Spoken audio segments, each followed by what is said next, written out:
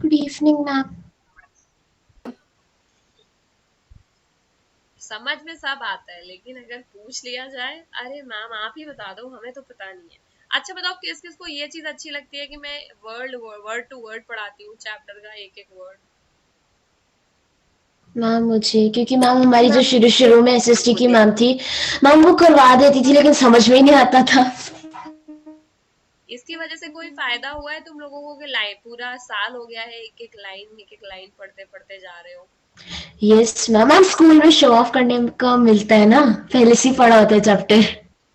पहले से तो एक तो चैप्टर पढ़ा हुआ है और दूसरा लाइन बाय लाइन पढ़ा हुआ है, that is a big deal. ठीक है, एक एक चैप्टर का जब आप एक एक लाइन पढ़ते हैं तो उससे बहुत ज्यादा समझ आता है, हर एक लाइन का मतलब पता होता है। फिर भी अगर कोई ना सीख सके एसएसटी, तो बेकार है तुम्हारे ऊपर, मक्कार बच्चों। चलो, कन्फ्रंटिंग मार्जिनलाइजेशन। कन्फ्रंटिंग का मतलब होता है किसी चीज को फेस करना। ठीक है, फेस करना इन अ वे, किसी सही और गलत चीज के लिए लड़ना। जैसे कोई आपके साथ बुरा करे, आप उसे कन्फ्रंट करो कि तुमने ऐसे क्यों करा, तो उसे बोलते हैं किसी चीज का सामना करना। तो ये चैप्टर ये बताता है कि हमारी कंट्री में जो मार्जिनलाइजेशन होता है, मार्जिनलाइज का मतलब क्या होता है?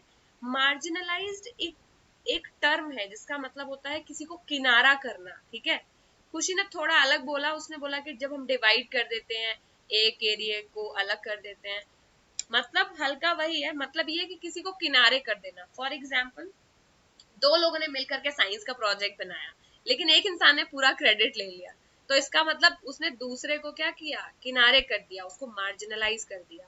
ऐसे ही हमारी सोसाइटी में हमें पता है कि कुछ सेक्शंस हैं जो माइनॉरिटी होते हैं, जो नंबर में कम है ना, और कुछ लोग हैं जो कि मेजॉरिटी होते हैं, यानी वो नंबर में बहुत ज्यादा होते हैं।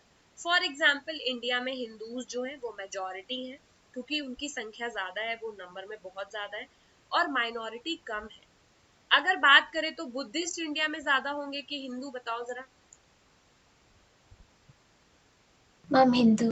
हिंदू ज्यादा है। तो मार्जिनलाइज्ड वो कम्युनिटी होती है जिसके पास नंबर भी कम होता है और जिनके पास पावर भी कम होती है। ऐसा नहीं कि मार्जिनलाइज का मतलब केवल वो नंबर में ही कम होंगे तभी मार्जिनलाइज है, ऐसा जरूरी नहीं है। क्योंकि अगर हम बात करें तो हमारी कंट्री में OBC category, SC ST category, यानी other backward classes, schedule caste, schedule tribe, इन सब के नाम सुने हैं ना तुमने? इन सबको रिजर्वेशन मिला हुआ है, मिला है ना नाम? एससी एसटी को रिजर्वेशन मिला हुआ है, स्कूल्स में, कॉलेजेस में, जॉब्स में मिला है कि नहीं मिला है रिजर्वेशन? Yes ma'am. लेकिन ये नंबर में बेटा कम नहीं है। लेकिन फिर इनको क्यों मिला है? ये किस चीज में कम है? पावर। करेक्ट। ये स्ट्रगल इन्होंने, इन कास्ट ने जो हिस्ट्री में बहुत स्ट्रगल किया है, तो ये पावर में कम है, ये प्रोग्रेस में कम है, इनका डेवलपमेंट कम हो पाया है। यानी सोसाइटी में वो ग्रुप जो दूसरों के कंपैरिजन में कुछ पीछे रह गए हैं, चाहे वो कास्ट की वजह से हो, चाहे वो उनके नंबर की वजह से हो, चाहे वो उनके रिलीजन की वजह से हो, यानी वो लोग जो सोसाइटी में डिस्क्रिमिनेशन और इनइक्वालिटी को फेस कर रहे हैं, उनको क्या बोलते हैं? मार्जिनलाइज्ड। क्या बोलते हैं? मार्जिनलाइज्ड। तो उन्हीं वो सिचुएशन से हम कैसे ओवरकम कर सकते हैं, या किस तरह से हम मार्जिनलाइजेशन को, यानी किसी को किनारे करने को, किसी को दबाने को, किसी के ऊपर अपना पावर स्टेब्लिश करने को हम कैसे रोक सकते हैं, ये है इस चैप्टर के बारे में। समझ गए? चलो पढ़ते हैं। प्रीवियस चैप्टर में हमने दो डिफरेंट ग्रुप्स के बारे में पढ़ा। ये कुछ ऐसे ग्रुप हैं जो इनइक्वालिटी और डिस्क्रिमिनेशन को फेस करते हैं। कुछ ग्रुप्स है सोसाइटी में जिनके पास जो पावर होती है वो कम होती है। These groups have fought, protested and struggled against being excluded और डोमिनेटेड बाय अदर्स। और बहुत बार इन ग्रुप्स ने सड़कों पर निकल के बहुत लोगों के खिलाफ आवाज उठा करके अपने स्ट्रगल के बारे में बात करते हैं, है ना, कि हमें भी बराबर राइट दीजिए।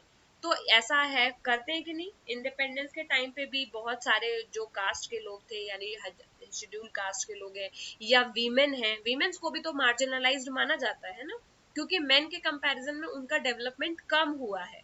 तो उन्होंने ये जो ग्रुप है ये बहुत सारे हैं, SC, schedule caste, schedule tribe, women, और उसके अलावा जो डिफरेंटली एबल्ड, डिसेबल्ड लोग होते हैं ना, उसके अलावा जो ट्रांसजेंडर्स हैं, और उसके अलावा जो रिलीजियस माइनॉरिटीज हैं, जो लोग ट्राइब्स में रहते हैं, पता है ना सबको, ये वो लोग हैं जो कॉमन लोगों के कंपैरिजन में कम डेवलप्ड है ना। तो उनको उनके रिलीजन की वजह से उनको बहुत बार आर्म स्ट्रगल करना पड़ा अपने आप को एजुकेट करने के लिए, पैसा कमाने के लिए भी इन लोगों को बहुत प्रॉब्लम होती है, क्योंकि इन्हें इतना पढ़ाया लिखाया नहीं गया है, समझ गए। तो इस चैप्टर में हम यही पढ़ेंगे कि कौन से ऐसे कुछ ऐसे तरीके हैं जिसकी वजह से ये जो ग्रुप है और ये जो लोग हैं, ये इनइक्वालिटीज जो आज भी सोसाइटी में एग्जिस्ट करती है, उसको ये लोग किस तरह से चैलेंज करेंगे, है ना। आपने बहुत बार टीवी पर देखा होगा या सोशल मीडिया पर देखा होगा कि बहुत बार इस तरह के मैसेजेस आते हैं कि हम बुराई के खिलाफ लड़ेंगे या हम चैलेंज करेंगे इस डिसीजन को, हम और गुलामी बर्दाश्त नहीं करेंगे। पढ़ा है कभी, कभी ना कभी कहीं ना कहीं देखा होगा। या तो वीमेन प्रोटेस्ट करती हैं या आदिवासी लोग प्रोटेस्ट करते हैं। बहुत बार ये भी बोला जाता है कि मुस्लिम्स माइनॉरिटी है, इसीलिए इंडिया में उनको भी प्रॉपर राइट नहीं मिलता है। सुना है ना कहीं ना कहीं। यस मैम, न्यूज में आता रहता है। न्यूज में आते रहता है। तो यही है, आदिवासी, दलित, मुस्लिम, वीमेन और ये सारे मार्जिनल ग्रुप। तो कोई आपसे पूछे कि मार्जिनल ग्रुप्स क्या होता है, तो उसका मतलब ये है ऐसे लोग जो दूसरे कॉमन लोगों के कंपैरिजन में कम डेवलप्ड हैं, उनका नाम है, एग्जाम्पल है आदिवासी, दलित, मुस्लिम, वीमेन। ये सारे ग्रुप्स को हम मार्जिनल ग्रुप्स कहते हैं। किसी को क्लियर है सबको? Yes ma'am. Yes, ma'am. तो राइट डाउन फटाफट marginal groups. Marginal groups are the groups which face inequality and are less developed in comparison to other people. यानी marginal people are the people who face inequality and are less developed in comparison to other people. Example, Adivasi, Dalit, Muslim, women.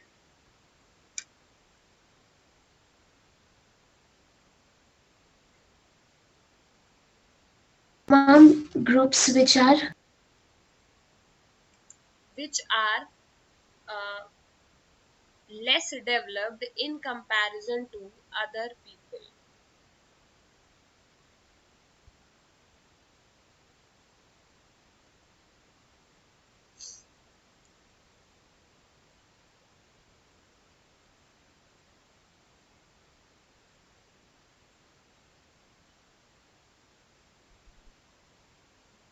समझ आ गया? Ma'am, please repeat the definition.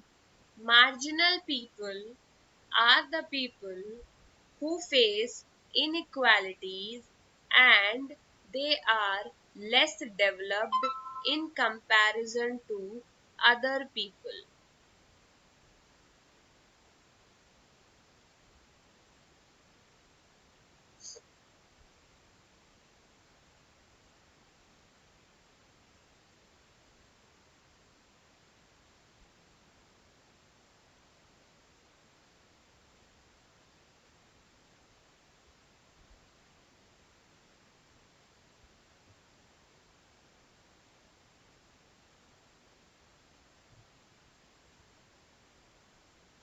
ma'am done. ठीक है, लिख लिया। अच्छा ये Yes. बताओ Yes, कि ये लोग जो है वो मार्जिनलाइज्ड है, यानी इनको, इन लोगों को ऐसा लगता है या इनके साथ हुआ भी है, क्योंकि ये लोगों को पुराने जमाने से ही बहुत ज्यादा राइट्स नहीं दिए जा रहे हैं, इन लोगों के साथ बुरा बर्ताव किया जाता है। तो क्या हमारे इंडियन कॉन्स्टिट्यूशन में भी ऐसा लिखा हुआ है कि ये लोग मार्जिनलाइज्ड ही रहेंगे, इन ये बाकी लोग के कंपैरिजन में छोटे ही रहेंगे, ऐसा लिखा है? मैम ऑफ कोर्स नहीं, फर्स्ट चैप्टर में ही था ये सारी चीजें। ठीक है। अच्छा, यानी कि ये पहले होता था, लेकिन जब से हम आजाद हुए हैं, लाइक इन 1947, तो उसके बाद जब हमने अपना कॉन्स्टिट्यूशन बनाया है, तो कॉन्स्टिट्यूशन में हमने इन सब को बराबर माना है, करेक्ट। यानी हमारे इंडियन कॉन्स्टिट्यूशन के हिसाब से कोई बड़ा कोई छोटा नहीं है, कोई अगड़ा कोई पिछड़ा नहीं है, किसी को सामान्य किसी को दलित नहीं माना जा सकता, because everyone is equal irrespective of caste, colour, sex, place of birth, religion, creed. Correct?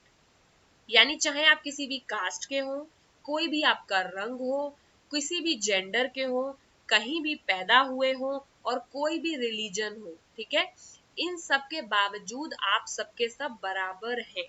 इसको बोलते हैं राइट टू इक्वालिटी। ये कॉन्स्टिट्यूशन के आर्टिकल नंबर 14 में लिखी हुई है, ठीक है। उसी तरह एक और आर्टिकल है, उसका नाम है आर्टिकल 17। आर्टिकल 17 कॉन्स्टिट्यूशन में ये लिखा है, क्योंकि सबको पता है कि पुराने जमाने में हमारे यहाँ छूत अछूत चलता था। करेक्ट? जैसे हम गंदा मानते थे, उसे छूने से इनकार कर देते थे, उसको हम अनटचेबिलिटी बोलते हैं। फॉर एग्जाम्पल, जो लोग खेतों में काम करते थे या दिखने में उतने अच्छे नहीं लगते थे, या जो लोग दूसरों के घरों में एज अ डोमेस्टिक हेल्प काम करते थे, पुराने जमाने में उनको अनटचेबल माना जाता था। अनटचेबल मतलब टच के लायक नहीं है, यानी इसको छूना नहीं है, इससे दूर रहो। तो हमारा जो कॉन्स्टिट्यूशन का आर्टिकल 17 है, वो ये कहता है कि अनटचेबिलिटी पूरी तरह खत्म कर दी गई, हमारा हो चुकी है। यानी जब से हम आजाद हुए हैं, तब से हम अनटचेबिलिटी को एक क्राइम मानते हैं। इसका मतलब ये है कि कोई भी इंसान अभी आगे से किसी दूसरी कम्युनिटी को ये नहीं कह सकता कि तुम अछूत हो, पॉल्यूटेड हो, अपवित्र हो, और तुम हमारे टेम्पल में नहीं घुस सकते, या तो तुम ये पब्लिक फैसिलिटी यूज नहीं कर सकते, या तो तुम इस पब्लिक गाड़ी से नहीं जा सकते। पहले की कोई मूवीज देखी है जिसमें वो पुराने जमाने के वो जो पंडित जी होते थे, वो छूने से मना कर देते थे किसी पर्टिकुलर इंसान को, मंदिर में घुसने से भी मना कर देते थे कि मेरे मंदिर को पॉल्यूट मत करो, यहाँ मत आओ। देखा है? Yes ma'am. तो एक्चुअली ये होता था, ठीक है। और जिन लोगों के साथ ये होता था उनको अनटचेबल या दलित बोला जाता था। दलित का मतलब होता है ब्रोकन, ब्रोकन मतलब जो टूटा हुआ है।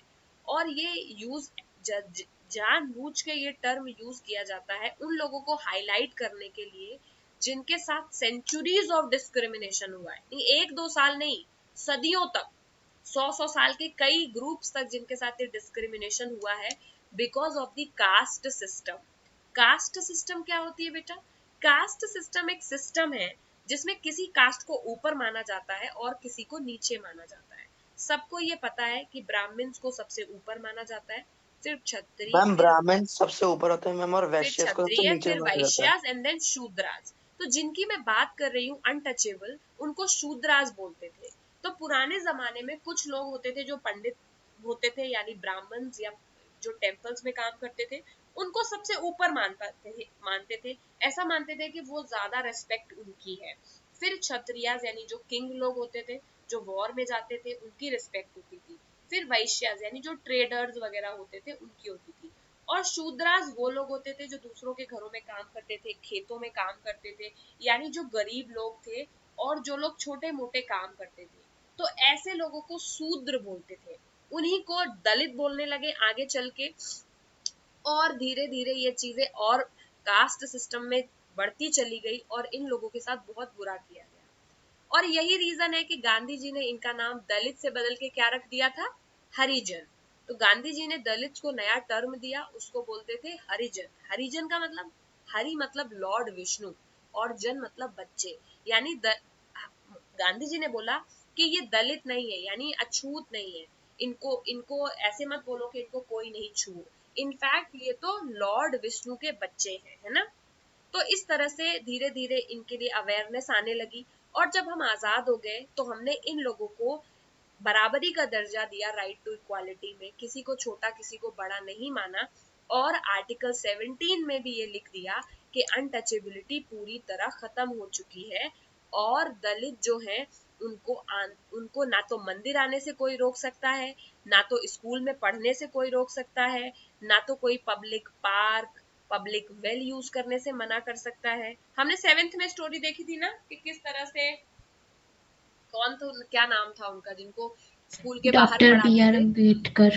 बी आर अम्बेडकर तो है ही, और एक और भी 7th में मैम स्टोरी। कांता की स्टोरी। कांता की स्टोरी तो वो थी राइट टू इक्वालिटी, वोट वाली, डोमेस्टिक हेल्प वाली थी। एक एक थे जिनको स्कूल के बाहर बैठाते थे, उनके झाड़ू वाड़ू स्कूल में लगवाते थे, क्या तो नाम था उनका,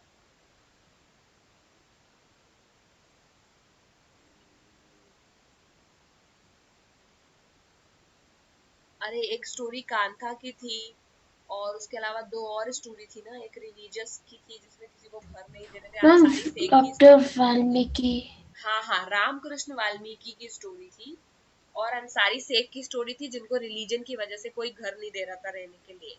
और रामकृष्ण वाल्मीकि की स्टोरी थी कि जब वो स्कूल पढ़ने गए तो सिंस वो शेड्यूल कास्ट के थे, उनको ब्राह्मण्स जो थे वो अपने बगल में बैठाते नहीं थे पढ़ने के लिए, टीचर्स ने भी उनको पढ़ाने से मना कर दिया था।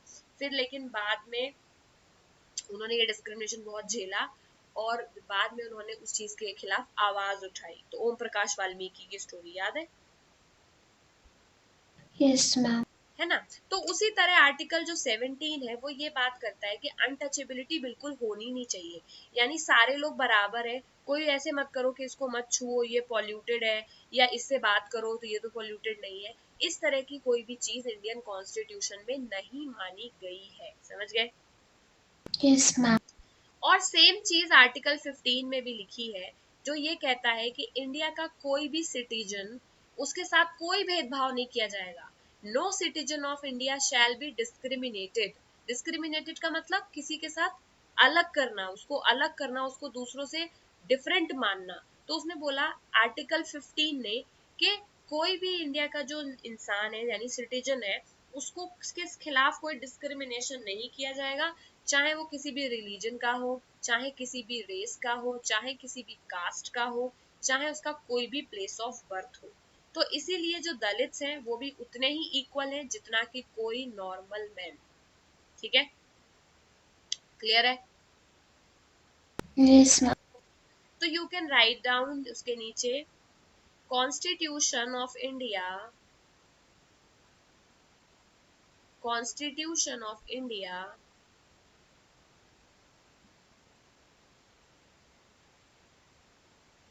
Reduces marginalisation. जो हमारी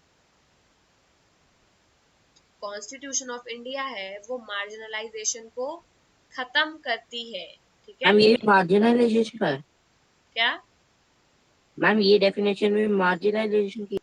मार्जिनलाइजेशन की डेफिनेशन तो मैं लिखा चुकी हूँ, अब मैं ये लिखा रही हूँ, केवल इतना लिख लो कॉन्स्टिट्यूशन ऑफ इंडिया, यानी कॉन्स्टिट्यूशन ऑफ इंडिया में क्या क्या चीजें दी हुई हैं जिससे मार्जिनलाइजेशन खत्म हो सकता है। तो उसमें लिखो आर्टिकल 15, आर्टिकल 17, ये आपको लिख के लाना है घर से, समझ गए? आर्टिकल 17 यहाँ लिखा है और 15 यहाँ लिखा है। तो कॉन्स्टिट्यूशन ऑफ इंडिया लिखो, हेडिंग डालो और फिर लिखो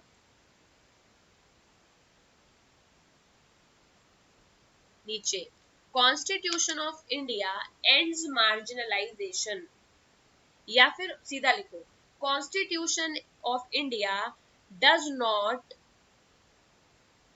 constitution of India does not promote inequality comma discrimination.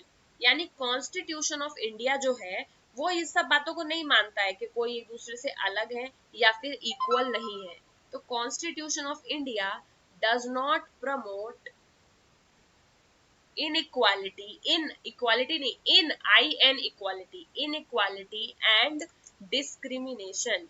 यानी जो कॉन्स्टिट्यूशन ऑफ इंडिया है it does not promote inequality और discrimination। ठीक है? तो DIS डिस, क्रिमिनल वाला क्रिमिन, बस क्रिमिन तक और बस L हटा दो, और TION, ये तरीका होता है स्पेलिंग्स को याद करने का। तो DIS प्लस क्रिमिनल, उसमें से L हटा दो और लास्ट में TION, तो हो जाएगा डिस्क्रिमिनेशन। ठीक है? यानी कॉन्स्टिट्यूशन ऑफ इंडिया जो है वो इनइक्वालिटी में मानता है, ऐसा इनइक्वालिटी में नहीं मानता है, ना तो वो किसी को भेदभाव करने में मानता है। और इसके बाद आपको एक आधा पन्ना छोड़ दो आर्टिकल 14 और आर्टिकल 17 के लिए, ये घर से लिख कर लाना है। क्लियर है? ओके मैम, मैम ब्रीफ ही लिखना है ना? हाँ, ब्रीफ लिखना है कि आर्टिकल 14 में क्या लिखा, आर्टिकल 17 में क्या लिखा है, तो आर्टिकल 17 में क्या लिखा है, that untouchability is not allowed, है ना, every human being is equal. और तीसरा आर्टिकल 15 में भी यही लिखा है that irrespective of your race, religion, caste, gender, everyone is equal। Clear है? ये दोनों यस मैम। चीजें लिख कर लानी है। हम्म मैम आर्टिकल 14 और 17 लिख के लाने हैं ना? आर्टिकल मैम आई थिंक 14 15 और 15 सेम 17। है, 14 15 सेम है ऑलमोस्ट, राइट, दोनों ही इक्वल है। इसमें 15 लिख लो, 14 छोड़ दो, 15 और 17 ये दो लिख के लाने, ठीक है।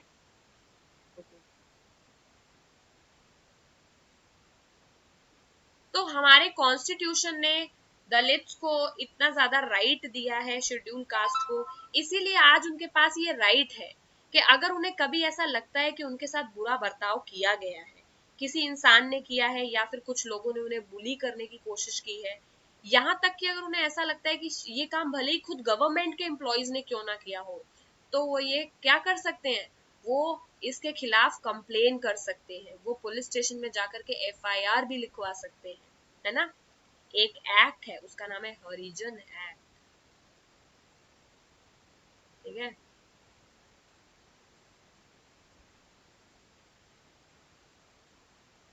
जिसको prevention of atrocities against schedule caste बोलते हैं, पीओएससी।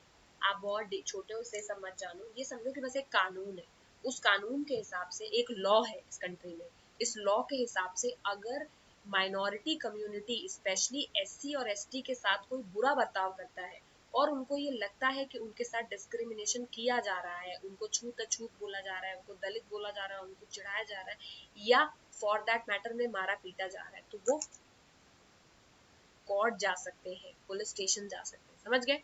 ये सब अधिकार किसने दिया है इनको, कॉन्स्टिट्यूशन ही तो दिया कॉन्स्टिट्यूशन। है ना।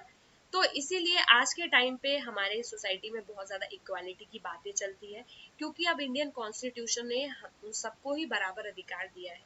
लेकिन जो चीजें बेटा पहले से चलते चले आ रहे हैं, क्या उनको एक दिन में हटाना आसान है? मैम अभी भी होता है डिस्क्रिमिनेशन तो। अभी भी डिस्क्रिमिनेशन होता है, क्योंकि जो लोग पुराने जमाने से हैं, हाई कास्ट के हैं, उतने पढ़े लिखे नहीं हैं, तो वो लोग तो वही मान के चलते हैं कि नहीं हम ऊपर है बाकी लोग नीचे हैं। वो अभी भी ऐसा मानते हैं कि दलित लोगों के हाथ का खाना खाओगे तो बीमार हो जाओगे, धर्म भ्रष्ट हो जाएगा, ऐसी ऐसी बातें मानते हैं।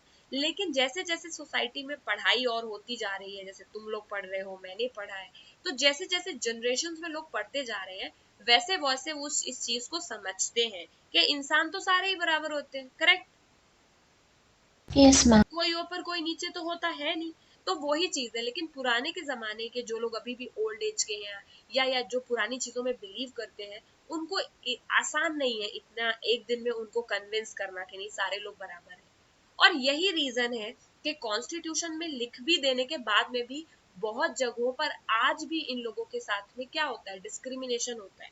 आज भी बहुत सारे घर ऐसे हैं जहां पर हाउसमेट को लोग बिस्तरों पर या सोफे पर नहीं बैठाते, करेक्ट, उसके खाए हुए बर्तन में खाना नहीं खाते, उसके उसके उसका चाय का बर्तन अलग है, देखा है कभी, उसके प्लेट चम्मच अलग है, हैव यू सीन इट। तो कहीं ना कहीं कभी ना कभी अगर आपने देखा है या नहीं देखा, आपको दिखेगा कि किस तरह से, जैसे मंदिर के बाहर जो लोग भिखारी बैठते हैं, उनको मंदिर के अंदर बहुत सारे बार पंडित जी नहीं जाने देते, बोलते हैं तुम बाहर ही रहो। तो ऐसे बहुत जगहों पर होता है कि इन लोगों के साथ में आज भी बुरा बर्ताव किया जाता है। इतना सोसाइटी में आगे बढ़ने के बाद में भी आज भी ये लोग मार्जिनलाइजेशन को फेस कर रहे हैं। किसी को समझ आ गया क्या होता है मार्जिनलाइजेशन? मैम मुझे आ यस गया। ठीक है, ओके। ये देखो एक पोयम है, ये एक पोयम लिखी है सोरिया बाई ने। ये एक भक्ति poet Chokhamela from the 17th century की वाइफ है। ये भी एक महार कास्ट को बिलोंग करती थी, और महार कास्ट वही कास्ट है जिसको बी आर अम्बेडकर बिलोंग करते हैं। So basically Mahar caste SC schedule caste की कैटेगरी है, और इनको पिछड़ा माना जाता है, यानी दूसरों से मार्जिनलाइज्ड माना जाता है, जनरल कैंडिडेट नहीं है। तो इन्होंने महार कास्ट को इंडिपेंडेंस के आजादी के पहले अनटचेबल ही माना जाता था। तो जो हिंदू ब्राह्मण थे या जो हाई कास्ट के लोग थे सोसाइटी के अकॉर्डिंग, वो लोग इनको अनटचेबल मानते थे, छूते नहीं थे, इन लोगों से दूर रहते थे। तो सूर्याबाई ने ये पोएम लिखी है, देखो उन्होंने इस पोएम में क्या लिखा है, तो आपको समझ में आएगा कि कैसा ट्रीटमेंट किया जाता था, है ना, मार्जिनलाइज्ड कम्युनिटी के साथ। बॉडी अनक्लीन है, दे से, वो लोग कहते हैं कि मेरी बॉडी अनक्लीन है, only the soul is untainted, लेकिन उनको कौन समझाए कि केवल बॉडी तो सबकी ही अनक्लीन हो सकती है, केवल आत्मा है आपकी जो पवित्र या अपवित्र हो सकती है। But the impurity of body is born with in the body, लेकिन इम्प्योरिटी जो आपकी बॉडी की है वो आपकी बॉडी में ही पैदा होती है। ऐसा कोई भी रिचुअल नहीं है इस दुनिया में जिससे कोई इंसान प्योर हो सके। यानी उनका कहने का मतलब ये है कि ऐसा नहीं है कि कोई पूजा पाठ से कोई प्योर हो सकता है। जो अच्छा इंसान है उसका सोल भी प्योर है, उसकी बॉडी भी प्योर है। तो पंडित लोग ऐसे बोलते थे कि तुम अछूत हो तो तुम्हें पूजा करानी पड़ेगी, पूजा कराओगे तो तुम पवित्र हो जाओगे। उसी वजह से उन्होंने लिखा है, ठीक है। Not a creature has been born except in a bloody womb, यानी बोला कोई भी आज तक इंसान ऐसा पैदा नहीं हुआ है जो गंदगी में ना पैदा हुआ हो, क्योंकि मदर के अंदर जो बेबी रहता है तो बेबी बहुत सारी और भी चीजों फ्लूइड के सैक में बना रहता है, तो उसमें भी बहुत गंदगी होती है, इम्प्योरिटी होती है। तो वो बोल रही है कि ऐसा कोई भी बच्चा चाहे एनिमल्स में या ह्यूमन में कोई पैदा नहीं हुआ है जो गंदगी के साथ नहीं पैदा हुआ हो। This is the glory of God, ये गंदगी तो भगवान की बनाई हुई जो भी है नेचर है, गंदगी तो उसका पार्ट ही है। Defilement exist with in, defilement का होता है प्रदूषण या गंदगी, बोला गंदगी इंसान के दिमाग में होती है, बॉडी इंसान के दिमाग में अंदर गंदगी भरी होती है। तो क्या आपको लगता है सही बोल रही है? मैम ऑफ कोर्स, क्योंकि उनको कैसा लगता होगा। तो वो ये बोल रही है कि आपके दिमाग में गंदगी है जो आप किसी को गंदा समझ रहे हैं, क्योंकि कोई अच्छा या गंदा नहीं होता है, हर इंसान की बॉडी सेम है और हर इंसान की बॉडी गंदी होती है, लेकिन जो सोच है वो किसी किसी की गंदी होती है। और आप भले ही बॉडी गंदी हो लेकिन सोच अगर साफ है, सोच अच्छी है, तो वो इंसान प्योर है। और अगर उसकी सोच ही गंदी है, भले ही वो बड़े कास्ट में हो पैदा, तब भी हम उसे प्योर ही कहेंगे। तो सूर्याबाई पूरी प्योरिटी को ही क्वेश्चन कर रही है कि जो पंडित लोग बोल रहे हैं कि तुम अछूत हो तो तुम मंदिर में मत आओ, भगवान की मूर्ति को तुम छुओ ही मत, है ना। तो इस तरह की बातों से वो हर्ट है और ऐसी बात बोल रही है, ठीक है। तो ये बताओ कि क्या लॉ बनाए गए हैं मार्जिनलाइज्ड के लिए? ऑब्वियसली, क्योंकि ये कम्युनिटी मार्जिनलाइज्ड सुनने में छोटी लग रही है लेकिन ये बहुत बड़ी प्रॉब्लम है, क्योंकि आजादी से पहले, इनफैक्ट आजादी से ही पहले नहीं, अनादिकाल से, लाइक 2000 3000 ईयर्स से कुछ कम्युनिटीज ऐसी हैं जिनको पीछे या मार्जिनलाइज्ड ही माना जाता है। सुना है कभी किसी ने एकलव्य? एकलव्य का नाम सुना? यस मैम, बहुत बार। आई कैन गिव प्रूफ कि कितने लंबे टाइम से छूत अछूत चल रहा है। आप सबने अर्जुन का नाम सुना है, जो बहुत अच्छा वो Arjun, Pandav Arjun. Ma'am I think ma'am उनके जो गुरु थे उन्होंने एकलव्य को इसलिए ट्रेन नहीं करा होगा क्योंकि मैम वो लोअर कास्ट के थे, लेकिन जो अर्जुन थे वो किंग के बेटे थे। करेक्ट। तो जो गुरु थे जिनका नाम था द्रोणाचार्य, वो पांडवों के, यानी सबने नाम सुना रखा है ना, अर्जुन का नाम सुना होगा, युधिष्ठिर, अर्जुन, सुना है? Yes yes ma'am. तो जो गुरु थे उनके कौरवों के और पांडवों के, उनका नाम था द्रोणाचार्य। द्रोणाचार्य जो थे वो पंडित थे, मतलब क्षत्रिय थे, बट उन्होंने पंडित बन गए थे बाद में, ठीक है। तो अब वो पंडित मतलब उन्होंने एजुकेट करते थे वो किंग के बेटों को, वॉर सिखाने के, शस्त्र वगैरह सिखाने के लिए, किस तरह से वेपन चलाया जाता है। लेकिन एक वो अर्जुन को ट्रेन कर रहे थे और अर्जुन बहुत अच्छा तीर चला लेते थे, लेकिन उनके पास एक दिन एक लड़का आया, उस लड़के का नाम था, मतलब लड़का आया नहीं, एक दिन उस लड़के का बाण दिख गया द्रोणाचार्य को। तो बाहर खेलते खेलते एकलव्य भी अर्जुन को मिला और एकलव्य और अर्जुन में कंपटीशन हो गया, तो एकलव्य जीतने लगा। तो अर्जुन 2 बाण चला पाते थे एक ही टाइम पे, मैक्सिमम 2, तो एक ही जगह पर 2 बाण मुंह में डाल पाते थे। तो एक एनिमल था छोटा सा डॉग, तो जब अर्जुन ने बाण चलाया तो एक साथ 2 बाण चला के उसके मुंह में डाल दिया, लेकिन एकलव्य ने एक साथ 3 बाण, 3 जो तीर है वो उसके मुंह में डाल दिया। तो ये जब द्रोणाचार्य ने देखा कि एकलव्य तो बहुत अच्छा चलता है, तो वो खुश हो गए और उन्होंने पूछा, एकलव्य, वो जानते नहीं थे एकलव्य को, लेकिन एकलव्य बहुत लंबे टाइम से कोशिश कर रहा था कि द्रोणाचार्य मुझे भी सिखाए, लेकिन वो कभी द्रोणाचार्य तक पहुंच ही नहीं पाया, उनके घर ही पहुंच नहीं पाया, क्योंकि बाहर से ही लोग एकलव्य को भगा देते थे, ये कह करके कि तुम निषाद हो यानी आदिवासी हो, और आदिवासी तो अछूत माने जाते हैं। तो उन्होंने बोला तुम अछूत हो, तो इस वजह से द्रोणाचार्य ने कभी सिखाया नहीं। जब उन्होंने एकलव्य का ऐसा टैलेंट देखा तो उन्होंने पूछा कि बताओ तुमने ये कहाँ से सीखा। तो एकलव्य ने बोला कि मैंने बहुत कोशिश करी आपसे पढ़ने की, लेकिन आपने मुझे कभी पढ़ाया नहीं, क्योंकि मैं छोटी कास्ट का हूँ, इसीलिए मैंने आपकी की स्टैचू बनाई है, और उस स्टैचू को देख देख करके मैं दिन रात खुद से प्रैक्टिस करता हूँ, और इसीलिए मैं इतना सीख गया हूँ। तो द्रोणाचार्य ने बोला इसका मतलब ये हुआ कि ये स्टैचू तुम्हारा गुरु है। तो उसने बोला हाँ, ये स्टैचू मेरा टीचर है, क्योंकि स्टैचू को देख देख कर ही मैंने इतना सीखा। तो द्रोणाचार्य ने बोला ठीक है कोई बात नहीं, एक काम करो तुम, अगर ये स्टैचू तुम्हारा गुरु है तो मैं भी तुम्हारा गुरु हुआ, क्योंकि ये स्टैचू तो मेरी है। उन्होंने बोला सही बात है। तो उन्होंने बोला तुम इसी बात पे अपने राइट हैंड का थंब मुझे दे दो। तो फिर एकलव्य को पता था कि द्रोणाचार्य क्या करने की कोशिश कर रहे हैं, क्योंकि राइट हैंड का थंब कट जाएगा तो कोई चला पाएगा तीर, क्योंकि मेन तो तीर को इसी से पकड़ना होता है, ऐसे करके। तो जब उन्होंने यस मैम। राइट हैंड का थंब मांग लिया तो एकलव्य ने वो काट कर दे दिया, यानी Eklavya was a best student, जबकि जो उसके टीचर ने मांगा वो एकलव्य ने दे दिया, ये जानते हुए भी कि उसका टीचर जो है वो मन से अच्छा नहीं सोच रहा है, वो ये चाहता है कि ये सिंस छोटी कास्ट का है तो ये इतना बड़ा आगे चल करके विद्वान ना बने। और इनफैक्ट यही रीजन है कि कर्ण को भी किसी ने नहीं पढ़ाया, करेक्ट। कर्ण की स्टोरी Yes. सुनी है।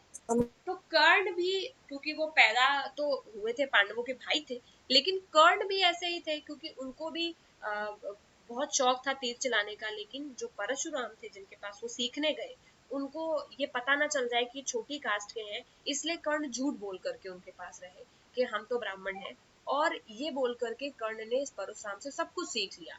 लेकिन एंड में परशुराम को पता चल गया कि कर्ण जो है वो ब्राह्मण नहीं है, तो इसमें उन्होंने उनको शाप दे दिया कि जब तुम्हें मेन टाइम आएगा तो तुम भूल जाओगे जो तुमने सीखा है। तो इस तरह से पुराने जमाने में भी यही सेम चीज चलती थी, और लोग प्रमोट नहीं करते थे छोटी कास्ट के लोगों का आगे बढ़ना। क्लियर है सभी को। Yes, ma'am. तो यही चीज कब से चलते चले आ रही है, और अभी पुराने हमारे अभी तो चल भी रही है, तो अभी तो बहुत कम हो गई है, लेकिन कुछ जगह पर अभी भी है। लेकिन हमारी आजादी से पहले भी ये सब चल रहा था। तो बहुत बार जो डॉक्टर बी आर अम्बेडकर है, वो मार्जिनलाइज्ड कम्युनिटी यानी इन्हीं लोगों के लिए जिनको अछूत मानते हैं, उनका वो फेवर करते थे, और वो कहते थे कि नहीं ये, क्योंकि वो खुद भी एक महार कम्युनिटी से थे जो कि अनटचेबल मानी जाती है, डॉक्टर बी आर अम्बेडकर, वो कहते थे कि हमें कभी भी इक्वालिटी नहीं मिलेगी अगर ये बात किसी लॉ में नहीं लिखी गई, क्योंकि लोगों को ना सिर्फ कानून से ही डर लगता है। तो अगर हम ये लॉ बना दें कि सारे लोग बराबर हैं, तो शायद कुछ सालों में ये खत्म हो जाएगी। और यही रीजन है कि इंडियन कॉन्स्टिट्यूशन में इक्वालिटी मानी गई है, किसी को ऊपर किसी को नीचे नहीं माना गया। लेकिन कॉन्स्टिट्यूशन में केवल लिखने से क्या होता है, अगर हम कॉन्स्टिट्यूशन में तो ये भी लिखा गया है कि करप्शन नहीं करना है, लेकिन लोग कर तो रहे ही है ना। कॉन्स्टिट्यूशन की अगर सब लोग मानते होते तो सोसाइटी में क्राइम ही क्यों होता, करेक्ट। कोई क्राइम होता ही नहीं, कोई किसी को क्यों मारता, कोई किसी के घर क्यों चोरी करता। लोग बातें नहीं मानते, क्राइम करते हैं, तो उसके लिए भी तो कुछ करना पड़ेगा। तो इन केस अगर लोग कॉन्स्टिट्यूशन में लिखी हुई बातों को नहीं मानते, वो लोग कुछ कम्युनिटीज को अनटचेबल मानते हैं या उनके साथ बुरा बर्ताव करते हैं, तो उसके लिए लॉ भी बनाया गया है, ठीक है। Okay ma'am. तो एक मिनट रुको, होल्ड करो, मैं आ रही हूँ एक मिनट। तब तक आप लोगों का लॉ ऑफ मार्जिनलाइज वाला ये जो पेज है इसको आप पढ़ो, प्रमोटिंग सोशल जस्टिस तक।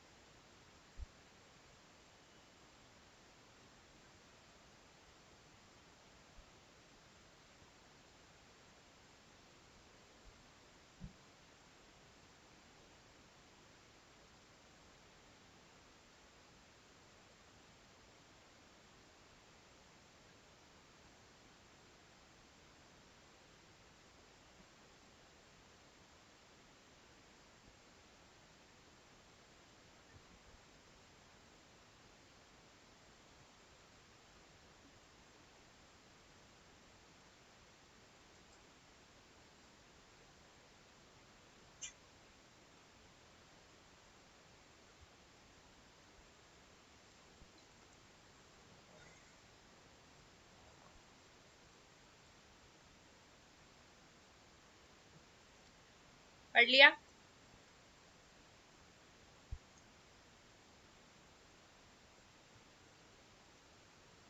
हाँ ना बोलो भाई। नो मैम, अभी नहीं पढ़ा पूरा। ठीक है, तो मैं ही बताती हूँ। तो अब क्या होता है कि जो मार्जिनलाइज्ड लोग होते हैं उनको प्रोटेक्ट करने के लिए गवर्नमेंट को लॉ तो बनाना ही पड़ेगा, है ना। So there are specific laws, कुछ लॉज हैं जो गवर्नमेंट ने बनाए हैं, और उन लॉ के हिसाब से गवर्नमेंट जो है वो कमेटी भी स्टेब्लिश करती है, कोई कोई लोगों को बिठाती है और उनको बोलती है कि आप ध्यान रखिए कि कहीं किसी के साथ में इस तरह का बर्ताव कोई न करे। गवर्नमेंट जितने एफर्ट कर सकती है, सारे एफर्ट गवर्नमेंट अपनी तरफ से डालती है। क्या एफर्ट है? पहली बात तो गवर्नमेंट सोशल जस्टिस को प्रमोट करती है, ठीक है, क्योंकि गवर्नमेंट का तो काम है कॉन्स्टिट्यूशन के हिसाब से चलना, करेक्ट। सो दोनों स्टेट और सेंट्रल गवर्नमेंट, क्योंकि दोनों कॉन्स्टिट्यूशन के हिसाब से ही कंट्री चलेगी, तो सेंट्रल गवर्नमेंट और स्टेट गवर्नमेंट, यानी जो गवर्नमेंट स्टेट्स में होती है और जो गवर्नमेंट मेन सेंटर पे होती है, यानी मोदी जी वाली गवर्नमेंट और योगी जी वाली गवर्नमेंट हमारे केस में, क्योंकि हम यूपी में है तो यूपी में स्टेट देख रहे हैं योगी जी और सेंटर तो देख रहे हैं मोदी जी। तो मोदी जी योगी जी दोनों लोग मिलकर के कुछ स्पेसिफिक एक स्कीम बनाएंगे और इस स्कीम को वो ये देखेंगे कि कौन से एरियाज में ये पॉपुलेशन सबसे ज्यादा है, यानी जो लोग मार्जिनलाइज्ड कम्युनिटी को बिलोंग करते हैं, जो लोग इस कास्ट के हैं जिनको हमेशा से बुरा बर्ताव किया जा रहा है, इन लोगों को कहाँ ये लोग रहते हैं, और गवर्नमेंट ऐसे लोगों को सब्सिडाइज हॉस्टल देती है ऐसे लोगों को, बच्चों को पढ़ने के लिए, क्योंकि उनको पता है कि ऑलरेडी ये जो लोग हैं इनके साथ बहुत बुरा हुआ है, इन लोगों को पढ़ने इतना दिया गया नहीं है।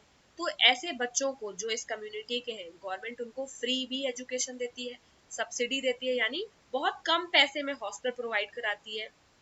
दलित और आदिवासी कम्युनिटीज को गवर्नमेंट बहुत पैसे देती है और फ्री फैसिलिटीज देती है, ताकि ये लोग फ्री में एजुकेशन कर सके। क्यों? क्योंकि ये गरीब है, इसमें से मैक्सिमम लोग गरीब है, और गरीब वो इसलिए नहीं है क्योंकि वो पढ़े, क्योंकि वो लोग कुछ कमा नहीं पाए, गरीब वो इसीलिए क्योंकि उनको मौका नहीं दिया गया, हायर कास्ट ने उनको कभी मौका ही नहीं दिया, उनको अछूत मान के वो हमेशा अपने से दूर ही रखते रहे। तो इसीलिए गवर्नमेंट पूरी भरपाई करती है, ऐसे लोगों को फ्री हॉस्टल, फ्री एजुकेशन देती है, ताकि ये सारे बच्चे जो है ये पढ़ सके और इक्वल हो सके उन बच्चों के जो नॉर्मल बच्चे हैं, जैसे कि आप लोग, समझ गए?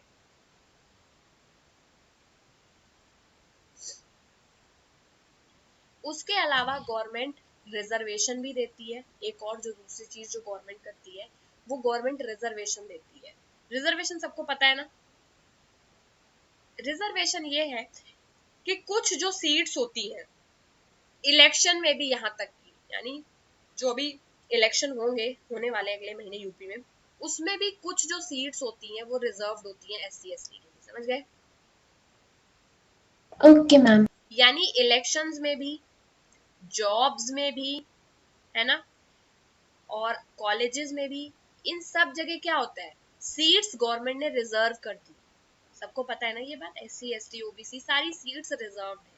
तो गवर्नमेंट इसके अलावा यानी सिर्फ उनको फ्री फैसिलिटीज नहीं देती है, उसके अलावा गवर्नमेंट ने सीट्स भी बचा के रखी हुई हैं, क्योंकि गवर्नमेंट को पता है कि अगर हम इन्हें फैसिलिटीज भी देंगे तो भी ये बच्चे सिंस इतने लंबे टाइम से पढ़े लिखे नहीं है, इनके घर वालों को भी नहीं आता है कि वो बच्चों की हेल्प कर सके, तो ये बच्चे इतनी जल्दी तो टॉप करेंगे नहीं, थोड़ा टाइम लगेगा इन बच्चों को इम्प्रूव होने में। तो गवर्नमेंट उनको रिजर्वेशन देती है। एम्प्लॉयमेंट, दलित, आदिवासी, इन सारे लोगों को गवर्नमेंट रिजर्वेशन देती है, ताकि आप अगर कम नंबर भी लाएंगे तो भी आपको एडमिशन मिल जाएगा, कम नंबर आप लाएंगे तब भी आपको जॉब मिल जाएगी, है ना। इसीलिए मैक्सिमम जगहों पर जो कट ऑफ होता है वो इन कम्युनिटीज के लिए बहुत लो जाता है एग्जाम में, करेक्ट। यानी कोई नॉर्मल बच्चा पढ़ रहा है, ठीक है, मान लो मैं पढ़ रही हूँ या खुशी पढ़ रही है, दिव्या पढ़ रहा है, स्नेहा पढ़ रही है, तो हमें कितना पढ़ना पड़ेगा? हमें 100 नंबर का पढ़ना पड़ेगा, और उनको यही काम 70 मार्क्स में हो जाएगा। यानी हमें 100 नंबर चाहिए होंगे एडमिशन के लिए, लेकिन जो रिजर्व्ड कम्युनिटी के बच्चे हैं वो तो 70-80 मार्क्स लाके भी टॉप कर सकते हैं, क्योंकि गवर्नमेंट ने ऑलरेडी उनके लिए रिजर्वेशन कर रखा है सीट्स में, उनके कितने भी कम नंबर आए उनको वो सीट्स मिलेगी नहीं, समझ गए? Yes ma'am. Yes, ma'am. तो रिजर्वेशन पॉलिसी के बारे में तो बेटा सबने सुना ही होगा, है ना तुम लोगों ने? यस मैम, आपने रिजर्वेशन के बारे में मैम एक और चैप्टर बताया था जिसमें हमने कोर्ट्स का सिस्टम पढ़ा था। Correct correct. तो गवर्नमेंट रिजर्वेशन देती है और रिजर्वेशन की वजह से जो ये बच्चे हैं ये पढ़ते हैं और पढ़ करके अपनी लाइफ में ये कुछ बहुत बढ़िया करते हैं, समझ गए। गवर्नमेंट का काम है काफी के गवर्नमेंट धीरे धीरे, ऐसा भी नहीं है कि गवर्नमेंट एक बार जिसको रिजर्वेशन मान दे दिया उसको दूसरी कोई कम्युनिटी अगर गवर्नमेंट को कल को मिल गई तो क्या गवर्नमेंट उन्हें शेड्यूल कास्ट में एडमिट करेगी? करे। गवर्नमेंट के पास पूरी एक लिस्ट होती है, ऐसे लिस्ट, और उस लिस्ट में ये लिखा होता है कि ये वाले कौन कौन से जो कास्ट के लोग हैं वो इस वाली कम्युनिटी में आते हैं, ठीक है। तो गवर्नमेंट के पास ये लिस्ट रहती है। गवर्नमेंट जो भी स्टूडेंट किसी भी एजुकेशनल किसी भी कॉलेज के लिए अप्लाई करते हैं, गवर्नमेंट क्या करती है उसकी कास्ट का सर्टिफिकेट मांगती है कि अपना कास्ट सर्टिफिकेट दिखाओ। तो ऐसा नहीं है कि झूठ में तुमने बोल दिया कि मैं शेड्यूल कास्ट का हूँ गवर्नमेंट मान लेगी, ऐसा नहीं है। गवर्नमेंट तुमसे तुम्हारा सबूत मांगेगी क्योंकि तुम जिस कास्ट के होते हो उसका सर्टिफिकेट गवर्नमेंट तुमको देगी और वो गवर्नमेंट को तुम्हें दिखाना पड़ेगा जॉब के वक्त के साथ, देखिए ये मेरा सर्टिफिकेट है, मैं इसी कास्ट को बिलोंग करता हूँ। और कास्ट और ट्राइब के सर्टिफिकेट को देख करके गवर्नमेंट जब वेरीफाई कर लेती है, यानी वो अच्छे से चेक कर लेते हैं कि हाँ ये इंसान ही है जो इस कम्युनिटी को बिलोंग करता है जिसके लिए हमने ये रिजर्वेशन रखा हुआ है सीट्स का, और इन सीट पे इनको ही बैठना चाहिए, तो गवर्नमेंट उनको वो दे देती है, ठीक है। और जैसे गवर्नमेंट इसके अलावा इन बच्चों को स्कॉलरशिप भी देती है, ठीक है। तो फॉर एग्जाम्पल मैं एग्जाम्पल के तौर पे समझाती हूँ। मान लो कि एमबीबीएस का यानी नीट का एग्जाम है, ठीक है, या मान लो आईआईटी जेई का एग्जाम है, ठीक है। सो आईआईटी जेई का जो एग्जाम है उसमें दो बच्चे गए, एक गए दलित वाला बच्चा और एक गए आईएलसी बच्चा, ठीक है। अब दलित वाले बच्चे के नंबर, टोटल 200 नंबर का पेपर है। आईएलसी वाले बच्चे को 200 में से 100 यानी 180 मार्क्स लाने पड़ेंगे, दलित वाले को केवल 80 लाने पड़ेंगे, ठीक है, क्योंकि ये मार्जिनल कम्युनिटी का है और इसको कम नंबर पे भी सीट मिल जाएगी, ठीक है। अब क्या होता है सीट का फंडा, मान लो 100 सीट है तो 100 सीट में 50 सीट्स तो कॉमन लोगों के लिए है, बची हुई जो 50 सीटें हैं उसमें 23 सीट्स ये दलित वाले लोगों की है और बची हुई 27 सीट ओबीसी कैटेगरी के बच्चों के लिए है। तो ये 23 में 80 नंबर इसके आए हैं तो ये 23 में इसमें एडमिशन लेकर के यहाँ पे आ जाएगा, ठीक है। फिर जब वो कॉलेज में आएगा तो गवर्नमेंट इसको स्कॉलरशिप भी देगी, इसको लिए कि स्पेशल गवर्नमेंट स्कीम भी देगी, अगर ये लड़की है तो और भी फिर फ्रीडम मिल जाएगा क्योंकि एक तो ये इस कम्युनिटी से है ऊपर से लड़की है, तो कहीं ना कहीं इस बच्चे का एडमिशन आसान हो गया कि नहीं हो गया, बताओ, स्कूल कॉलेज में होना।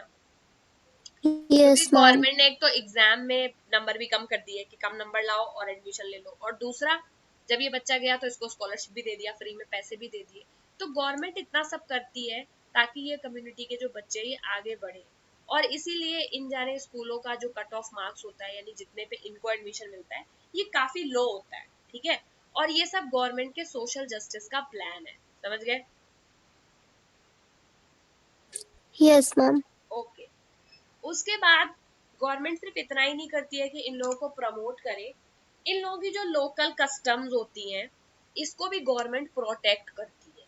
यानी गवर्नमेंट का काम यही नहीं है कि वो आदिवासी और दलित लोगों को प्रमोट करे, कम नंबर में इनका एडमिशन दिलाए, वो तो वो करती है, इनको पढ़ाने की कोशिश भी करती है, इनको मेडिकल फैसिलिटीज भी फ्री में देती है, हॉस्टल भी इनको कम पैसे में मिलता है, इनको एडमिशन भी कम मार्क्स में मिल जाता है, कम मार्क्स में इनको स्कॉलरशिप मिलती है, बहुत कुछ दे रही है। लेकिन उसके साथ गवर्नमेंट इस बात का ध्यान भी रखती है कि इन लोगों ये लोग जिस कस्टम्स में पले बड़े हैं, जो इनका लाइफ स्टाइल है, वो सब किसी तरह से उसको बदला ना जाए, ठीक है। इसके लिए हम एक स्टोरी पढ़ते हैं। जैसे एक विलेजर्स ऑफ जकमंगलूर, ये जो है इसमें एक बिग फेस्टिवल होने वाला है। ये जकमंगलूर में 5 साल में ये फेस्टिवल होता है। यहाँ पर एक लोकल भगवान है, मतलब जैसे हमारे सबके तो यूनिवर्सल गॉड टाइप से है ना, राम श्याम, तो उसी तरह जो लोकल गॉड होते हैं ट्राइबल्स के, वो छोटे छोटे गॉड होते हैं, हमें उनके नाम नहीं पता, उनकी पूजा होती है, प्रीस्ट को बुलाया जाता है, आसपास के 20 गांव से 20 विलेजेस से प्रीस्ट आते हैं, पुजारी आते हैं। और ये जो जगमंगलूर का फेस्टिवल है ये पूरा 5 दिन चलता है। सेरेमनी जब शुरू होती है तो जो दलित कम्युनिटी के जो लोग होते हैं वो सारे ब्राह्मणों के पहले पैर धोते हैं, और उसके बाद उसी उसी पानी में फिर वो नहाते हैं। समझ गए? समझ गए? Yes, ma'am. किसी के पैर धुले पानी में आप नहा सकते हो? No, ma'am. नहीं, बट ये लोग करते हैं। In Jagmangalur the person who perform the task belong to Ratnam family. Jagmangalur में जिस इंसान ने काम किया है वो रत्नाम फैमिली से बिलोंग करता है। वो Ratnam family schedule caste family है। इसके पापा, इसके बाबा भी यही काम करते थे, यानी दूसरे पुजारियों के पैर धो के वो जो पानी उसी से खुद भी नहाते थे। बहुत लोग तो पीते भी थे, बहुत बहुत। Though they were never allowed to enter the temple, और इतना करने के बाद में भी ये लोग मंदिर में नहीं जाते थे। क्यों? क्योंकि इनको पॉल्यूटेड माना जाता था। अगर ये मंदिर में जाएंगे तो भगवान नाराज हो जाएंगे। ठीक है? और इतना करने के ये रिचुअल जो है इसको बहुत इज्जत माना जाता था। यानी ये ऐसा रिचुअल है जिसमें इनको मंदिर में जाने को भी नहीं मिलता है, पुजारी लोग जो पैर धो रहे हैं उस पानी से नहीं नहाना पड़ता है, और इनको ये बात बोली जाती है कि तुम्हारे तो बहुत अच्छे, तुम्हारे लक है कि तुमको ये सब करने को मिला, वरना तुम लोग तो इतने अछूत कैटेगरी से हो कि तुम्हें तो कोई छुएगा नहीं। अब ये रत्नाम के पापा और उसके बाबा ने भी यही काम किया है। रत्नाम बेसिकली एक शेड्यूल कास्ट फैमिली से है। अब रत्नाम की बारी है। रत्नाम केवल 20 साल का था। वो एक पास के किसी कॉलेज में इंजीनियरिंग पढ़ रहा था। क्यों? क्योंकि गवर्नमेंट ने उसको सीट दे दी इंजीनियरिंग की। तो रत्नाम को मौका मिला तो रत्नाम ने क्या किया, कॉलेज में स्कूल में एडमिशन ले लिया, और कॉलेज में भी उसको एडमिशन मिल गया। क्यों? क्योंकि गवर्नमेंट ने इतनी सारी स्कीम चला रखी है कि थोड़े कम मार्क्स भी आए तो भी रत्नाम को एडमिशन मिल गया। जो गवर्नमेंट है उसने उसको स्कॉलरशिप भी दे दी, तो रत्नाम पढ़ लिख गया है। ठीक है? और इस बार रत्नाम ने क्या किया, इस रिचुअल को परफॉर्म करने से मना कर दिया। क्यों मना कर दिया रत्नाम ने, बताओ? मैम उससे उसके कास्ट में, मैम कास्ट के अगेंस्ट होगा ये वाला। एंड मैम ये चीज़ तो गलत है ना बिल्कुल, कि आप किसी के पैर धोए पानी से ना हो तो क्योंकि आप लोअर कास्ट हो। सही बात है। तो रत्नाम ने इस चीज को परफॉर्म करने से इसलिए मना कर दिया क्योंकि रत्नाम पढ़ा लिखा लड़का है। वो इंडियन कॉन्स्टिट्यूशन के बारे में जानता है। वो जानता है कि यहाँ पर छूत अछूत कुछ नहीं माना जाता, सारे लोग बराबर हैं। और उसने को ये भी पता है कि उसकी इज्जत है, क्योंकि ये तो किसी की इज्जत को खत्म करने वाली बात है। तो रत्नाम इस बात से मना कर देता है। रत्नाम बोलता है कि मेरे जो फैमिली के मेंबर्स हैं उनको पहले फोर्स किया गया है ये सब करने के लिए क्योंकि हम दलित हैं। लेकिन रत्नाम गुस्सा हो जा रहा है और अब वो ये काम करने से मना करता है, क्योंकि रत्नाम कहता है कि मुझे भी बराबर की इज्जत चाहिए, मुझे भी मंदिर में जाना है, मैं क्यों किसी के पैर धुए से पानी से नहाऊं। और जब रत्नाम मना कर देता है तो पावरफुल कास्ट के जो लोग हैं, यानी जो ब्राह्मण्स हैं और जो ऊंची कास्ट के लोग हैं, वो सारे लोग गुस्सा हो जाते हैं। और इनफैक्ट रत्नाम की खुद की कम्युनिटी के लोग भी रत्नाम से गुस्सा हो जाते हैं। क्यों, बताओ? मैम वो इतने वक्त से सारी चीज़ें फॉलो करते आ रहे, तो मैम उनके माइंड्स में ना ये सारी चीज़ें ऐसे बैठ गई है कि यही सही है। वेरी गुड, मैंने एक्सपेक्ट नहीं किया था, लेकिन खुशी तुमने बहुत सही बात बोली है। यानी कि किसी इंसान के साथ गलत हो रहा हो और उसे पता हो, ये तो तब भी ठीक है, लेकिन किसी इंसान के साथ में गलत हो रहा है और उसे पता भी नहीं है, ये तो और भी बुरी चीज है। समझ गए? यानी इतने हजार सालों से ये चीजें इन कम्युनिटी के साथ में हो रही हैं कि इनको इसमें कुछ गलत ही नहीं लगता है कि इनको मंदिर नहीं घुसने दिया गया। समझ गए? क्यों? क्योंकि इनको लगता है कि सोसाइटी ऐसे ही चलती है, हम छोटे ही हैं। तो इन इन कम्युनिटीज की जो सेल्फ रिस्पेक्ट है वो इतनी कम हो गई है कि इन्हें खुद भी नहीं लगता है कि ये बराबरी के लायक है। ये अपने आप को छोटा ही समझ रहे हैं। समझ रहे हो बच्चों?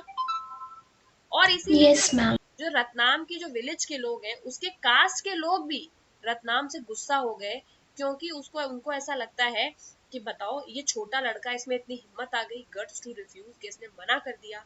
क्योंकि उनको ऐसा लगता है कि ये सही सिस्टम है, क्योंकि ये सिस्टम हजारों सालों से उन्होंने चलते हुए देखा है, तो उन्होंने हजारों सालों से गुलामी करी है, दूसरे के पैर धुए पानी से नहाया है, तो उनको ये बहुत कॉमन चीज लग रही है।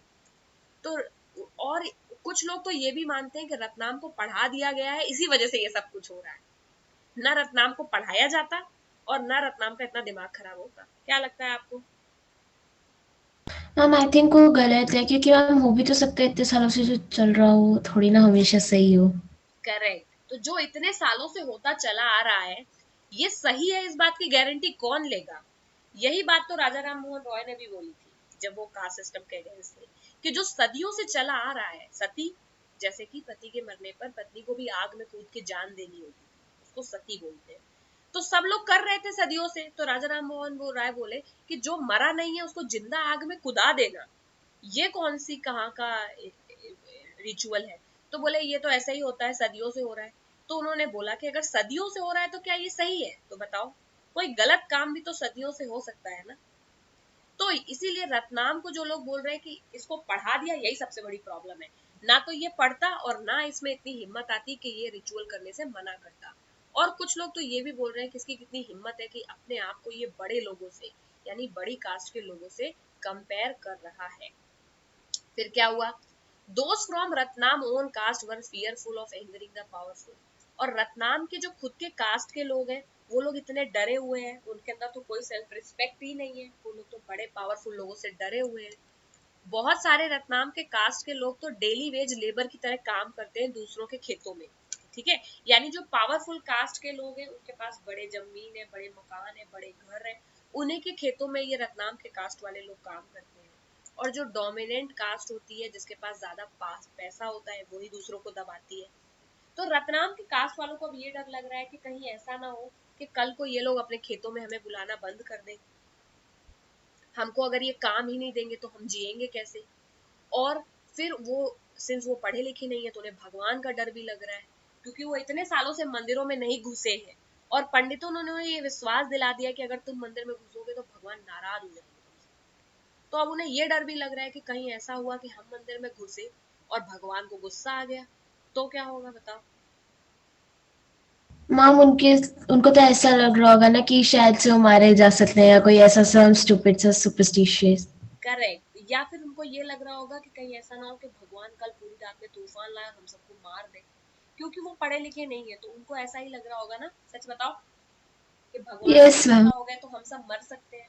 तो इसीलिए रतनाम के जो कम्युनिटी वाले लोग हैं, वो बेचारे सीधे साधे लोग हैं, वो लोग को कभी सच का पता ही नहीं है, वो लोग इतने सालों से गुलामी कर रहे हैं और गरीब है, तो वो लोग भी डरे हुए, उनके अंदर हिम्मत नहीं है।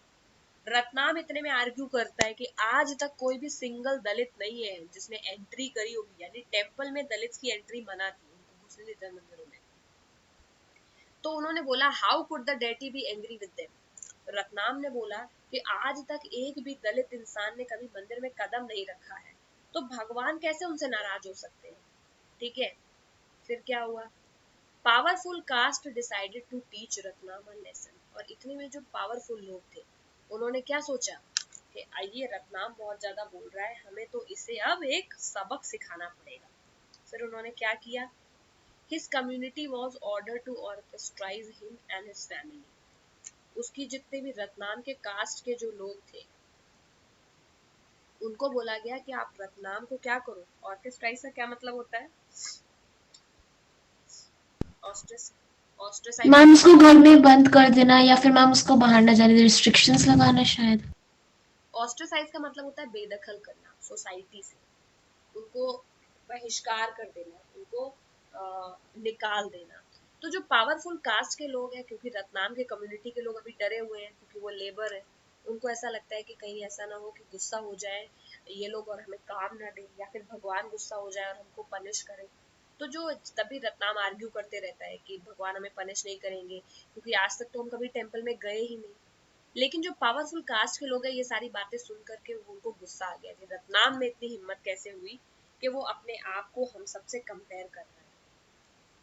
उसकी कम्युनिटी को एक ऑर्डर दिया गया। क्या कम्युनिटी को? रत्नाम की कम्युनिटी को ये ऑर्डर दिया गया कि हम तुम्हें ऑर्डर देते हैं कि तुम अभी अभी रत्नाम और रत्नाम की फैमिली को अपनी कम्युनिटी से बेदखल कर दो, बाहर कर दो। और हर एक को बोल दिया गया कि कोई भी रत्नाम की फैमिली से बात नहीं करेगा और कोई भी उनके लिए कोई भी काम नहीं करेगा। ठीक है। एक रात कुछ आदमी है जो उसके घर पर आए, इसके बाद रत्नाम के घर पर, और उन्होंने रत्नाम की झोपड़ी पर आग लगा दी। ठीक है। इतना गुस्सा हो गए। तो पहले के टाइम में अगर कोई इन चीजों के अगेंस्ट बोलता भी था, तो कम्युनिटी वालों के अंदर इतनी हिम्मत नहीं होती थी कि उसे सपोर्ट करे। तो वो लोग भी मान लेते थे बड़े रिच लोगों की बात और बड़े कास्ट वालों की बात, और निकाल देते थे उसको कम्युनिटी से। रत्नाम के साथ भी यही हुआ, उसको निकाल दिया गया, लेकिन फिर बड़े लोग आए और उन्होंने रत्नाम का घर जला दिया।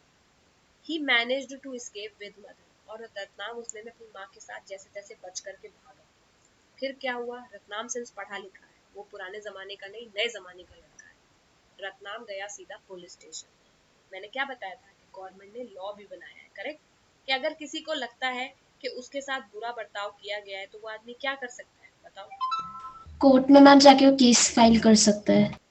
करेक्ट, रत्नाम भी पढ़ा लिखा इंजीनियर लड़का है, क्यों, क्योंकि गवर्नमेंट ने बहुत कोशिश करी है उनको कम नंबरों में भी सीट देने की, ताकि उन्हें अपने अधिकारों के बारे में कम से कम पता तो चले।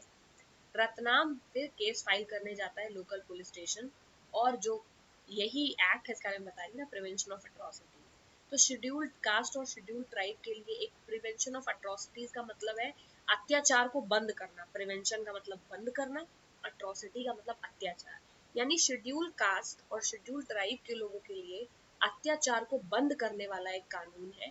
ये 1989 में ये लॉ बनाया गया था। तो रत्नाम जाता है और इस लॉ के अंदर ये कंप्लेन फाइल कर देता है उन लोगों के खिलाफ। Other Dalit family still did not come out as his support, as they were scared of the similar fate await them if they spoke out. लेकिन तब भी जो बाकी दलित फैमिलीज हैं जो उसी की कम्युनिटी की हैं, वो तब भी इसका सपोर्ट करने नहीं आती है रत्नाम का, क्योंकि उनको ये डर लगता है कि अगर उन्होंने रत्नाम का सपोर्ट किया तो उनका घर भी जला दिया जाएगा और उनके साथ भी वही किया जाएगा जो रत्नाम के साथ किया गया। फाइनली ये जो केस है ये लोकल मीडिया में जाता है, बहुत सारे यानी न्यूज चैनल में दिखाई देने लगता है, टीवी वगैरह में, और बहुत सारे जो जर्नलिस्ट हैं वो गांव जाते हैं रत्नाम से मिलने। Ratnam was written about as a symbol of Dalit action. The ritual was called out. और फिर रत्नाम फेमस हो जाता है और रत्नाम की वजह से ये जो रिचुअल है ये खत्म कर दिया जाता है, यानी इस रिचुअल को बंद कर दिया जाता है। ये रिचुअल जो दूसरे की सेल्फ रिस्पेक्ट को हर्ट करता है, जो मजबूर करता है कि एक इंसान किसी दूसरे इंसान के नहाए हुए पानी में पैर धोए, हाथ धोए या पिए, उसकी फैमिली को फोर्स किया जाता है। They continue to be ostracized by the powerful caste in the village, ठीक है। लेकिन इतना सब करने के बाद में भी जो रत्नाम की फैमिली है उसको बाहर जाना पड़ता है गांव से, और उसकी जो फैमिली होती है वो बायकॉटेड ही रहती है, क्योंकि पावरफुल कास्ट के लोग रत्नाम की फैमिली को बायकॉट कर देते हैं। ये इसके बाद भी होता है। तो कैन यू सी कि इतना आसान नहीं है सोसाइटी में सब कुछ बदलना, करेक्ट। भले ही Yes. कानून आ गया है तो Yes, ma'am. Government at max क्या कर सकती है, रिचुअल को बंद कर सकती है, बट गवर्नमेंट किसी को मजबूर तो नहीं कर सकती कि तुम रत्नाम की फैमिली से प्यार से बात करो, करेक्ट। Yes, ma'am. तो जो गवर्नमेंट कानून बना करके बंद तो कर सकती है जो गलत चीजें हैं, लेकिन एक्सेप्ट किसे करना पड़ेगा, एक्सेप्ट तो हर किसी को करना पड़ेगा रत्नाम को, तभी तो रत्नाम इक्वल बनेगा।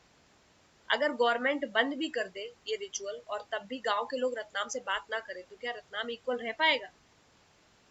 नो मैम, तब भी इनइक्वालिटी है मैम, डिफरेंट तरीके से पर है। करेक्ट। तब बस इतना है कि कोई रत्नाम के साथ जबरदस्ती नहीं कर सकता है, लेकिन जब तक दिल से रत्नाम को एक्सेप्ट नहीं किया जाएगा तब तक क्या ट्रू सेंस में इक्वालिटी आ सकती है? नहीं आ सकती। No ma'am. क्या सीखने को मिला इस स्टोरी से? मैम कि जो मैम गलत है उसके लिए मैम प्रोटेस्ट करना तो चाहिए मैम, लाइक अगर आपकी सपोर्ट में कोई ना हो। एंड मैम इक्वालिटी मैम सिर्फ कास्ट या जेंडर के बेसिस पे नहीं मैम, किसी को एक्सेप्ट भी करना चाहिए। करेक्ट, ठीक है। तो इसी के साथ आपको क्या करना है, you have to write about, एक दो चीजें तो मैंने बोली है, now you have to write about this act, जिस एक्ट के बारे में मैंने बोला, ठीक है। ये एक्ट के बारे में आप यहाँ से यहाँ तक लिख सकते हो, ये लिखा आपको सब समझ में आएगा क्योंकि ये सब मैंने पहले ही पढ़ा दिया है, समझ गए कि ये ओके बहुत मैम। लंबे टाइम से ये इनके साथ में किया जा रहा है। तो आज का जो हमारा होमवर्क है वो है इस एक्ट के बारे में आपको लिखना है, schedule caste and schedule tribe act. उसके अलावा मैंने दो चीजें और दी है, क्या क्या है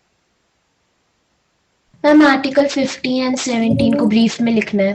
करेक्ट, आर्टिकल 15 और आर्टिकल 7, ये तीनों ही चीजें, ये आर्टिकल 15 17 कॉन्स्टिट्यूशन में लिखा हुआ है इन ट्राइब को सपोर्ट करने के लिए, और ये लॉ गवर्नमेंट ने बनाया है, करेक्ट। ये कॉन्स्टिट्यूशन में नहीं लिखा है, ये लॉ गवर्नमेंट ने बनाया है कॉन्स्टिट्यूशन को ध्यान में रखते हुए। तो कॉन्स्टिट्यूशन में लिखा है कि सारे लोग बराबर हैं, अब गवर्नमेंट कह रही सारे लोग बराबर हैं, लेकिन बराबर कैसे किया जाए, तो गवर्नमेंट ने फिर एक कानून बनाया, चलो ये लॉ बना देते हैं, अगर कोई इंसान इसे नहीं मानेगा, जब लोग इस लॉ को मानने लगेंगे तो सारे अपने आप बराबर हो जाएंगे। कोई शेड्यूल कास्ट शेड्यूल ट्राइब को जबरदस्ती परेशान नहीं करेगा, क्योंकि सबको डर रहेगा कि हमें पनिश किया जा सकता है। समझ गए? तो आपको इन दो चीजों के यस बारे में मैम। लिख करके लाना है। नेक्स्ट क्लास में हम जो उसका थोड़ा बचा हुआ 5-10 मिनट का चैप्टर है वो करेंगे, और फिर हम अगला चैप्टर शुरू करेंगे। ठीक है? Okay ma'am. अगले चैप्टर का नाम क्या है? Public law and order, public order,